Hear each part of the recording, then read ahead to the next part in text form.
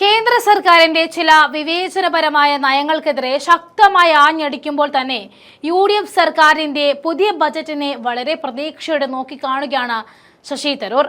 കോൺഗ്രസ് നേതൃത്വത്തിൽ പുതിയൊരു രാഷ്ട്രീയ സമവായത്തിന്റെ സൂചന കൂടിയാണ് ഇപ്പോൾ പുറത്തേക്ക് വരുന്നത്.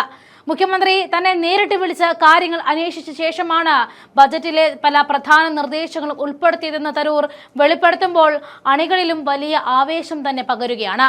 രാജ്യത്ത് വരാനിരിക്കുന്ന മണ്ഡല പുനർനിർണയം അഥവാ ഡീമിലിറ്റേഷൻ പ്രക്രിയയെ പറ്റിയിട്ട് സംസാരിക്കുമ്പോഴായിരുന്നു മാധ്യമപ്രവർത്തകൻ ചോദിച്ച ബജറ്റിലെ ചോദ്യങ്ങൾക്കുള്ള മറുപടിയും ശശി തരൂർ നൽകിയത്. ഡീമിലിറ്റേഷൻ പ്രക്രിയയെ താൻ പൂർണ്ണമായി എതിർക്കുന്നില്ല എന്നാണ് തരൂർ വ്യക്തമാക്കിയത്. എന്നാൽ അത് കേവലം ജനസംഖ്യാ കണക്കുകൾ മാത്രം നോക്കി ഏകപക്ഷീയമായി നടപ്പിലാക്കാൻ കേന്ദ്രത്തെ അനുവദിക്കില്ല എന്നുകൂടി അദ്ദേഹം ഇവിടെ അടിവരയിടുന്നുണ്ട്. ജനാധിപത്യപരമായ ചർച്ചകളിലൂടെയും സംസ്ഥാന മുഖ്യമന്ത്രിമാരുമായും ജനങ്ങളുമായും കൃത്യമായ കൂടിയാലോചനകൾ നടത്തി മാത്രമായിരിക്കണം ഇത്തരം തീരുമാനങ്ങൾ എടുക്കേണ്ടത്. ജനസംഖ്യാ നിയന്ത്രണം വിജയകരമായി നടപ്പിലാക്കിയ കേരളം പോലെയുള്ള സംസ്ഥാനങ്ങൾക്ക് ഇതുകൊണ്ട് സീറ്റുകൾ നഷ്ടപ്പെടുന്ന അവസ്ഥ ഉണ്ടാകരുത് എന്നുകൂടി അദ്ദേഹം ഇവിടെ ഓർമ്മപ്പെടുത്തുകയാണ്. അതിനുവേണ്ടി MLA-മാരുടെയും MP-മാരുടെയും എണ്ണം വർദ്ധിപ്പിക്കുന്നതടക്കമുള്ള ബദൽ മാർഗങ്ങൾ കേന്ദ്ര സർക്കാർ പരിഗണിക്കണമെന്നാണ് തരൂരിന്റെ ശക്തമായ ആവശ്യം.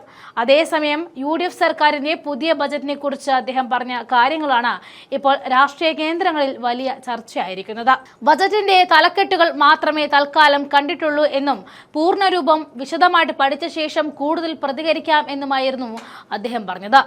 എങ്കിൽ പോലും ഈ ബജറ്റിനെ ഏറെ പ്രതീക്ഷയോടെയാണ് താൻ നോക്കിക്കാണുന്നത് എന്നും തരൂർ തുറന്നു പറഞ്ഞു. മുൻപ് പാർട്ടി നേതൃത്വവുമായി ചില കാര്യങ്ങളിൽ ചെറിയ അഭിപ്രായ വ്യത്യാസങ്ങൾ ഉണ്ടായിരുന്നു എന്ന തരത്തിലുള്ള വാർത്തകൾ വന്നിരുന്നല്ലോ. എന്നാൽ മുഖ്യമന്ത്രിയുമായിട്ട് നേരിട്ട് ചർച്ച നടത്തി കാര്യങ്ങൾ ബജറ്റിൽ ഉൾപ്പെടുത്തിയെന്ന് തന്നെ തരൂർ തുറന്നു പറയുമ്പോൾ കോൺഗ്രസുമായുള്ള അദ്ദേഹത്തിന്റെ എല്ലാ തർക്കങ്ങളും പൂർണ്ണമായും അവസാനിച്ചു. അദ്ദേഹം പാർട്ടിയോട് കൂടുതൽ അടുത്തു എന്ന സൂചന കൂടിയാണ് ഇത് നൽകുന്നത്. ഇതിനു പുറമെ വിദ്യാഭ്യാസ മേഖലയിലെ കേന്ദ്ര ഫണ്ട് വിനിയോഗത്തെക്കുറിച്ചും തരൂർ തന്റെ വ്യക്തമായ നിലപാട് അറിയിച്ചു കഴിഞ്ഞു. സ്കൂളുകളുടെ അടിസ്ഥാന സൗകര്യങ്ങൾ മെച്ചപ്പെടുത്താൻ കേന്ദ്ര സർക്കാരിന്റെ പണം ഉപയോഗിക്കുന്നതിൽ ഒരു തെറ്റുമില്ല എന്നും ഇക്കാര്യത്തിൽ താൻ സർക്കാരിനൊപ്പം തന്നെയാണെന്നാണ് തരൂർ ഇവിടെ വ്യക്തമാക്കിയത്. ഇത് നമ്മുടെ സർക്കാർ സ്കൂളുകളുടെ ശോചനീയാവസ്ഥ പരിഹരിക്കാൻ വലിയ രീതിയിൽ സഹായിക്കുമെന്നും കേന്ദ്രത്തിന്റെ PM ശ്രീ പദ്ധതി മുൻപ് കേരളം വേണ്ട രീതിയിൽ സ്വീകരിക്കാത്തതിനെ കുറിച്ചും അദ്ദേഹം എടുത്തു പറഞ്ഞു.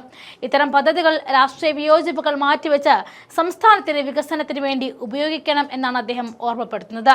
ചുരുക്കത്തിൽ ഭരണപക്ഷത്തെ പ്രമുഖ നേതാക്കൾ ബജറ്റിനെ വലിയ നേട്ടമായി ഉയർത്തിക്കാട്ടുമ്പോൾ ശശി തരൂരും അതിനെ പൂർണ്ണമായും പിന്തുണച്ച് ഒപ്പത്തിനൊപ്പം യു.ഡി.എഫ് ക്യാമ്പിന് കുടപിടിക്കുകയാണ്. ആ വീഡിയോ കൂടി ചേർക്കുന്നുണ്ട്, കാണാം. അല്ല, അദ്ദേഹത്തിന്റെ പിറന്നാൾ ആഘോഷിക്കാം എന്നതാണ്. നിങ്ങൾക്കറിയാമല്ലോ, അദ്ദേഹം കാണിച്ച ആ മാന്യതയും എല്ലാ വിധത്തിലും അദ്ദേഹത്തിന് കാണിച്ച ഒരു ശക്തമായി നിന്നിട്ട് ധൈര്യത്തോടെ ഈ വിപക്ഷത്തിനെ, ഈ പ്രതിപക്ഷത്തിനെ നയിക്കാനും ഈ രാജ്യത്തിന്റെ ഭാവിയെ കുറിച്ച് ചിന്തിച്ചിട്ട് ഈ വരാൻ പോകുന്ന വർഷങ്ങളിൽ ഇതേപോലെ നല്ല കാര്യങ്ങൾ കൊണ്ടുവരാൻ ഒരു മനസ്സുള്ള ഒരു വ്യക്തിയാണ്. നിങ്ങൾക്കറിയാം, അദ്ദേഹം എന്തൊക്കെയോ പ്രഷേഴ്സ് അനുഭവിച്ചിട്ടുണ്ട്. പാർലമെന്റ് ഒരു തവണ എക്സ്പെല്ലും കൂടിയായി.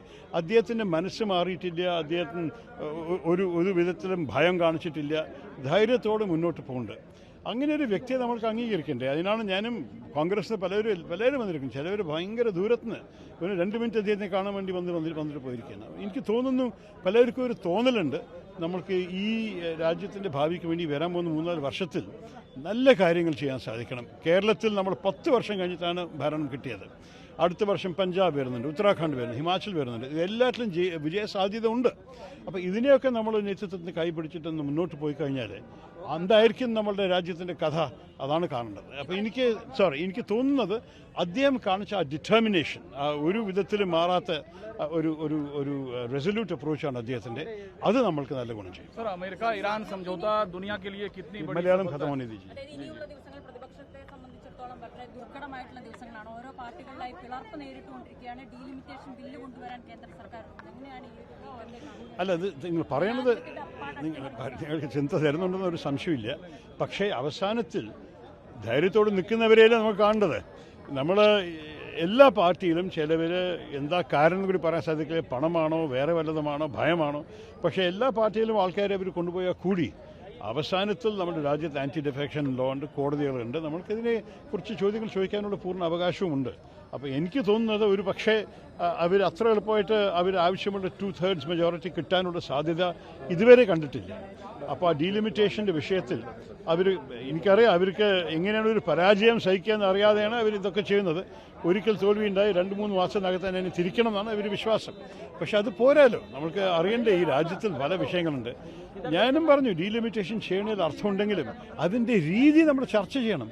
ഒരു ചർച്ചയില്ലാതെ, മുഖ്യമന്ത്രിമാരുടെ അഭിപ്രായം അറിയാതെ, ജനങ്ങളോട് കോൺസൾട്ടേഷൻ ചെയ്യാതെ എല്ലാ വിഷയങ്ങളും ഞാൻ ഡീറ്റെയിൽ ആയിട്ട് ഇതിനെക്കുറിച്ച് പ്രസംഗിച്ചുകൊണ്ട് പാർലമെൻറ്റിൽ ഞാൻ ആർട്ടിക്കിൾ എഴുതിയിട്ടുണ്ട്. അതിൻ്റെ അർത്ഥം നമുക്ക് ഒരു വ്യക്തിക്ക് ഒരു വോട്ട് ഉണ്ടാവണം, ആ ഒരേ വോട്ട് എല്ലാ വോട്ടിനും ഒരേ വിലയുണ്ടാവണം, ആ ലോജിക്കിന് ഞാൻ അംഗീകാരമുണ്ട്. പക്ഷേ ഒരു രാജ്യത്തിൽ, ഇത്ര വലിയ രാജ്യത്തിൽ നമുക്ക് ഒരു സംസ്ഥാനത്തിന് ഒരു ഈക്വൽ വിലയുണ്ടാവണമെന്ന് കൂടി തോന്നണ്ടേ? അതാണ് ഞാൻ പറയുന്നത്. അതുകൊണ്ട് ആ അത്യാവശ്യമായ ഒരു സ്ഥിതിയിൽ ഞാൻ പറയുന്നു, നമ്മൾക്കൊരു കുറച്ചും കൂടി ഒരു ചർച്ച ചെയ്തിട്ട് എല്ലാ ഓപ്ഷൻസും മനസ്സിലാക്കിയിട്ട് എന്താ രാജ്യസഭയെ കുറച്ചും കൂടി ഈക്വാലിറ്റി കൊണ്ടുവരണോ, അല്ലെങ്കിൽ എല്ലാ സംസ്ഥാനത്തിലും ഒരു മിനിമം നമ്പർ ഓഫ് MPs വേണോ, ഒരു മാക്സിമം നമ്പർ MPs വേണോ, യൂറോപ്യൻ യൂണിയനിൽ ചെയ്യുന്ന പോലെ. നമ്മളുടെ 850 ഇരിക്കുന്നവർ അർത്ഥമുണ്ട്. അമേരിക്കയിൽ 435 1929 അവർ ഫ്രീസ് ചെയ്ത ലിമിറ്റാണ് ഇപ്പോഴും നടക്കുന്നത്. ആ 435 ശേഷം 3 ഇരട്ടി പോപ്പുലേഷൻ കൂടിയിട്ട് അമേരിക്കയിൽ. ആരും പറയുന്നില്ല നമുക്ക് 800 MP വേണം. കാരണം 800 MPയുടെ പാർലമെൻറ്റ് നടക്കില്ല, സംസാരിക്കാൻ സാധിക്കില്ല, ചർച്ച നടക്കില്ല. വെറും നമ്മൾ ചൈനയിൽ കാണുന്ന പോലെ ഗ്രേറ്റ് ലീഡർ വരും, നമ്മുടെ ഡെസ്ക് അടിക്കും, എന്നിട്ട് അധികം പോവും ചെയ്യും. അങ്ങനെ ഒരു ജനാധിപത്യം ആർക്കും ഗുണം ചെയ്യില്ല. അപ്പം ഞാൻ പറയുന്നത് ചർച്ച ചെയ്യൂ. MLA-മാർക്ക് കൂടുതൽ ഉത്തരവാദിത്തങ്ങൾ കൊടുക്കും. നിങ്ങൾക്ക് അഥവാ UP ഇവിടെ 120 MP വെക്കുന്ന പകരം അവർക്ക് അവിടെ നല്ലപോലെ ഒരു 500 MLA-മാർ വെച്ചാൽ അവർക്ക് സാധാരണ ജനങ്ങളെ കാണാനും അവർ ഓരോരോ ദിനത്തിൻ്റെ ആവശ്യങ്ങൾ അവർ ഉത്തരവാദിത്തമാവട്ടെ. ഇത് MP-മാരെല്ലാം ചെയ്യാൻ സാധിക്കില്ല. ഞാൻ തന്നെ സമ്മതിച്ചു. ഒരു എന്താ പറയുക 20 ലക്ഷം ആൾക്കാരുടെ ഒരു കോൺസ്റ്റിറ്റ്യുവൻസിയിൽ നമ്മൾക്ക് എല്ലാവരെയും കാണാനും കൂടി സാധ്യമില്ല. എല്ലാവരും വിഷയങ്ങൾ ചെയ്യാൻ ബുദ്ധിമുട്ടാണ്. ഞങ്ങൾ ശ്രമിക്കുന്നുണ്ട്. പക്ഷെ ഞാൻ പറയുക, ആ ലോജിക്ക് എടുത്തു കഴിഞ്ഞാൽ നമ്മൾക്ക് പിന്നെ ഈ പാർലമെൻറ്റേ വെക്കേണ്ടി വരും. കാരണം ആരും ഇതിലൊന്നും സംസാരിക്കാനോ പങ്കെടുക്കാൻ സാധിക്കില്ല, ചർച്ച ഉണ്ടാവില്ല, തീരുമാനം ഉണ്ടാവില്ല.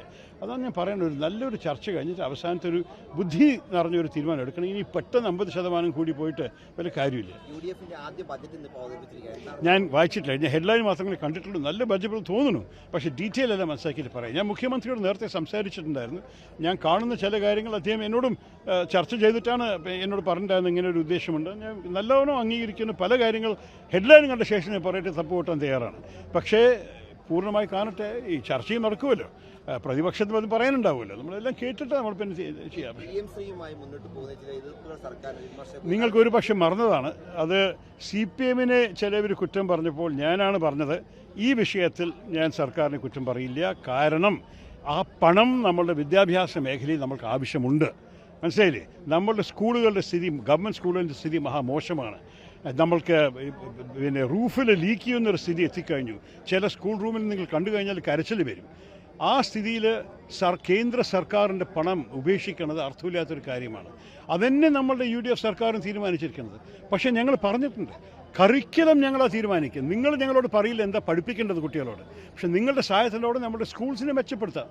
അതിലൊരു കുഴപ്പം കാണുന്നില്ല. അതാണ് എൻ്റെ സ്റ്റാൻഡ്. അതിൽ ഒരു മാറ്റമില്ല. ഞാൻ ഒരു വർഷം മുമ്പ് പറഞ്ഞാൽ ഇപ്പോഴും പറയുന്നു. ഹൈക്കമാൻഡ് നേരത്തെ തന്നെ എടുത്തിട്ടുള്ള ഒരു നിലപാടെന്നുള്ള വ്യത്യസ്തമായിരിക്കും. അല്ലല്ല, PM ശ്രീ നമ്മളുടെ ഇന്ത്യയിൽ എൻ്റെ ഓർമ്മ പ്രകാരം കേരളം തമിഴ്നാട് മാത്രമേ അതിനെ എടുക്കാതിരുന്നു. എല്ലാവരുടെയും നടക്കുന്നുണ്ട്. ഒരു പക്ഷേ മമതാ ബാനർജിയുടെ ബംഗാളിലും ഉണ്ടാവില്ലായിരിക്കും, അറിയില്ല. പക്ഷേ എല്ലാവരുടെയും നടക്കുന്ന ഒരു പദ്ധതിയാണ്. കേന്ദ്ര പൈസ എന്ന് പറയുന്നത് എന്താണ്? നമ്മൾ ടാക്സ് കൊടുക്കുന്ന പൈസയല്ലേ. നമ്മൾക്ക് അതിനൊരു അവകാശമില്ലേ നമ്മുടെ നാട്ടുകാർക്ക്? എന്തുകൊണ്ടാണ് നമ്മൾ ഐഡിയോളജിയിൽ നിന്നിട്ട് നമ്മുടെ കുട്ടികൾക്ക് പണം കൊടുക്കാതിരിക്കണം, അവരുടെ സ്കൂൾ റൂമിനും അവരുടെ ഫെസിലിറ്റീസിനും അവരുടെ സ്കൂളുകളെയും ഈ മോശ സ്ഥിതിയിൽ വിടുന്നത്? അതിലൊരു അർത്ഥമില്ല.